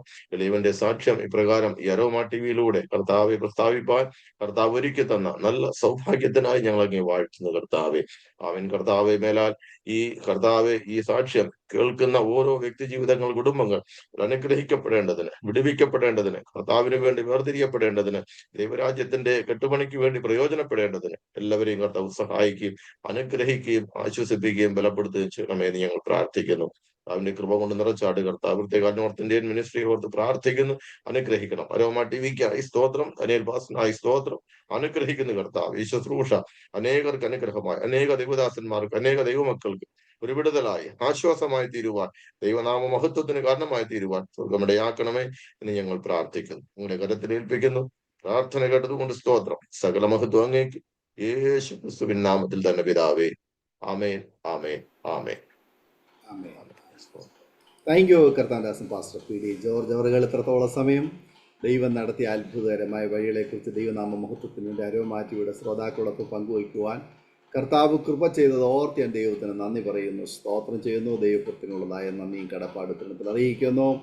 പ്രാഥമിക വിദ്യാഭ്യാസത്തിന് ശേഷം വളരെ ചെറുപ്പത്തിൽ തന്നെ സ്വഭവനത്തിൽ നിന്ന് ഇറങ്ങിത്തിരിക്കേണ്ടുന്ന ചില സാഹചര്യങ്ങൾ നേരിട്ടു. അതേ തുടർന്ന് പലയിടങ്ങൾ പല ജീവനോപാധികൾ അന്വേഷിച്ച് പല മേഖലകളിൽ കടന്നു പോകുവാനിടയായി തീർന്നു എന്ന് കേട്ടു. വളരെ കഷ്ടപ്പെട്ട ഒരു യൗവനകാലം ആ ജീവിതത്തിലൊക്കെ ഉണ്ടായിട്ടുണ്ട്. എന്നാൽ അതിൻ്റെയൊക്കെ നടുവിൽ ഞാൻ ശ്രദ്ധിച്ചൊരു കാര്യം, അവിടെ എങ്ങും മദ്യത്തിനും മയക്കുമരുന്നിനും ലഹരി വസ്തുവിനും ഒന്നും അടിമയായ കാര്യം എങ്ങും പറഞ്ഞു കേട്ടില്ല. അങ്ങനെ നല്ല ഒരു അനുഭവം കർത്താവ് തന്നത് ഓർത്ത് ഞാൻ ദൈവത്തിന് സ്തോത്രം ചെയ്യുന്നു. ലോകപ്രകാരം ആ ഒരു നിലയിൽ പോയി നാം മലിനമാകുവാൻ ദൈവം അനുവദിക്കാതിരുന്നല്ലോ, അതോർത്ത് ഞാൻ ദൈവത്തിന് സ്തോത്രം ചെയ്യുന്നു. അപ്പോൾ തന്നെ അതിൻ്റെയൊക്കെ പിന്നിൽ ദൈവത്തിൻ്റെ വലിയ പദ്ധതി ഉണ്ടായിരുന്നു എന്ന് മനസ്സിലാക്കുവാൻ കഴിയുന്നു. പിന്നത്തേതിൽ അവിടെ നിന്ന് വടക്കേ ഇന്ത്യയുടെ ഗ്രാമങ്ങളിലേക്ക് വരുവാനിടയായി തീർന്നു. അവിടെ വന്ന് കർത്താവായ യേശുക്രിസ്തുവിൻ്റെ സ്നേഹത്തെക്കുറിച്ച് മധുരമയെക്കുറിച്ച് മനസ്സിലാക്കുവാനും സ്വന്തം താല്പര്യപ്രകാരം ആരുടെയും പ്രേരണ കൂടാതെ ആരുടെയും സമ്മർദ്ദം കൂടാതെ കർത്താവിൻ്റെ കൽപ്പന അനുസരിക്കുവാൻ തീരുമാനിച്ചു. ആ സമയത്ത് ഒക്കെ ഒരുപാട് പ്രതിസന്ധികൾ നേരിട്ടു. പിന്നത്തേതിലെ കുടുംബജീവിതത്തിലേക്ക് പ്രവേശിക്കുവാനും ഇടയായി തീർന്നു. പ്രിയപ്പെട്ടവരോ നാട്ടുകാരോ വീട്ടുകാരോ ആരും തന്നെ ആ ശുശ്രൂഷയിൽ സഹകരിച്ചില്ലെങ്കിൽ പോലും സ്വർഗത്തിലെ ദൈവം, വിളിച്ച ദൈവം കൂടെ ഇരുന്നു. അവിടെ ഞാൻ ശ്രദ്ധിച്ചൊരു കാര്യം, ഏറ്റവും കുറഞ്ഞത് ഒരു ബൈബിളെങ്കിലും സ്വന്തമായിട്ട് ഉണ്ടായിരിക്കും. എന്നാൽ ഒരു വാടക ബൈബിളിൻ്റെ സഹായത്തോടു കൂടിയാണ് ആ ശുശ്രൂഷയിൽ പോലും അന്ന് സഹകരിപ്പാൻ ഇടയായി തീർന്നതെന്ന് മനസ്സിലാക്കാൻ കഴിഞ്ഞു. അത്രയേറെ വളരെ ബുദ്ധിമുട്ട് അനുഭവിച്ച ആ കാലയളവ് പിന്നത്തേൽ കർത്താവ് അവസ്ഥകൾക്കൊക്കെ മാറ്റം വരുത്തി കർത്താവിൻ്റെ വേലയ്ക്ക് വേണ്ടി കർത്താവ് തിരഞ്ഞെടുത്ത് ഇന്ന് കർത്താവിൻ്റെ രാജ്യത്തിന് വേണ്ടി ഗ്രാമങ്ങൾ വടക്കേ ഇന്ത്യയുടെ വിവിധ ഭാഗങ്ങൾ, വിവിധ സംസ്ഥാനങ്ങളിൽ യാത്ര ചെയ്ത് കർത്താവായ യേശുക്രിസ്തുവിൻ്റെ നിർമ്മല സുവിശേഷം പങ്കുവയ്ക്കുവാൻ ദൈവം ഉപയോഗിച്ചു കൊണ്ടിരിക്കുന്നു. അനേകരെ കർത്താവിലേക്ക് ആദായപ്പെടുത്തുവാൻ, ക്രിസ്തുവിൻ്റെ ശരീരത്തോട് ചേർക്കുവാൻ, ജീവൻ്റെ പുസ്തകത്തിൽ പേരെഴുതപ്പെടുവാനൊക്കെ മുഖാന്തരമായി തീർന്നുകൊണ്ടിരിക്കുന്നു എന്നുള്ളതായ സത്യ സന്ദേശം സാക്ഷ്യം കേൾക്കുവാൻ കർത്താവ് സഹായിച്ചത് ഓർത്ത് ദൈവത്തിന് സ്തോത്രം ചെയ്യുന്നു. ദൈവദാസനെയും ദൈവദാസിയെയും കുഞ്ഞുങ്ങളെ രണ്ടുപേരെയും ദൈവം ധാരാളം അനുഗ്രഹിക്കട്ടെ. കുടുംബമായി ദൈവം മാനിക്കട്ടെ. കർത്താവിനോട് ഏറെ പ്രയോജനപ്പെടുവാൻ, ശുശ്രൂഷയിൽ വർദ്ധിച്ചു വരുവാൻ ഏറെ അവസരങ്ങൾ കർത്താവ് ഒരുക്കട്ടെ എന്ന് ഇത്തരണത്തിൽ ആശംസിക്കുന്നു, പ്രാർത്ഥിക്കുന്നു. അതുപോലെ തന്നെ രോമാ ടിവിയുടെ മാന്യ പ്രേക്ഷകർക്ക് ഈ സാക്ഷ്യം അനുഗ്രഹമായി തീർന്നുവെങ്കിൽ നിങ്ങളുടെ പ്രിയപ്പെട്ടവർക്ക്, സുഹൃത്തുക്കൾ കൂടി ഷെയർ ചെയ്ത് കൊടുക്കൂ. അവരും കേട്ട് അനുഗ്രഹിക്കപ്പെടട്ടെ. അതിലൂടെ ദൈവനാമം മഹിമപ്പെടുവാൻ മുഖാന്തരമായി തീരുമല്ലോ. മാത്രമല്ല, നിങ്ങളുടെ വലിയൊരു അഭിപ്രായങ്ങളും നിർദ്ദേശങ്ങളും സ്ക്രീനിൽ കാണുന്ന വാട്സപ്പ് നമ്പറിൽ അറിയിക്കാവുന്നതാണ്. കമൻറ്റ് ബോക്സിൽ രേഖപ്പെടുത്താവുന്നതാണ്. ഈ ദേവദാസനെയും കുടുംബത്തെ ഓർത്ത് നിങ്ങൾ പ്രാർത്ഥിക്കാവുന്നതാണ്. എല്ലാ തിങ്കളാഴ്ചയും രാത്രിയിൽ 9 മണി മുതൽ അരോമാ ടിവിയുടെ മാന്യ ശ്രോതാക്കൾക്ക് വേണ്ടി വിശേഷിയാൽ ഓൺലൈനിലൂടെ പ്രാർത്ഥന നടന്നു വരുന്നു. നിങ്ങൾക്കും അതിൽ സംബന്ധിക്കാവുന്നതാണ്. അടുത്ത അനുഗ്രഹിക്കപ്പെട്ട സാക്ഷ്യവും വചനചിന്തയുമായി വീണ്ടും കൂടി കാണുമ്പോഴേയും എല്ലാ പ്രിയപ്പെട്ടവർക്കും good bye. God bless you all. ഓർമ്മയുടെ മനോരഥത്തിൽ മായാത്ത ഓർമ്മയ്ക്കായി അരോമ മാട്രിമോണിയിൽ നിന്നും ജീവിത പങ്കാളിയെ കണ്ടെത്തൂ. നിങ്ങൾ ഒരു ക്രിസ്തീയ ജീവിത പങ്കാളിയെ അന്വേഷിക്കുകയാണോ? അതോ മക്കൾക്ക് അനുയോജ്യമായ ഒരു തക്ക തുണയ്ക്ക് വേണ്ടി പ്രാർത്ഥിക്കുന്ന വ്യക്തിയാണോ? എങ്കിൽ അരോമ മാട്രിമോണി നിങ്ങൾക്ക് വേണ്ടിയാണ്. ഇന്നു തന്നെ സൗജന്യമായി രജിസ്റ്റർ ചെയ്യൂ. അരോമ മാട്രിമോണിയുടെ പ്രത്യേകതകൾ: രജിസ്ട്രേഷൻ തികച്ചും സൗജന്യം. ലോകത്തെവിടെയുമുള്ള അനുയോജ്യമായ ക്രിസ്തീയ ജീവിത പങ്കാളിയെ തിരഞ്ഞെടുക്കാം. വിവാഹം നടക്കുന്നതുവരെ സർവീസ് ലഭിക്കുന്നു. ഏറ്റവും ചെറിയ പാക്കേജുകളും തിരഞ്ഞെടുക്കാം. അരോമ മാട്രിമോണി നിങ്ങൾക്കായി ഒരുക്കുന്നു വിവാഹം പരമാനന്ദം. Email aroma matrimony2020@gmail.com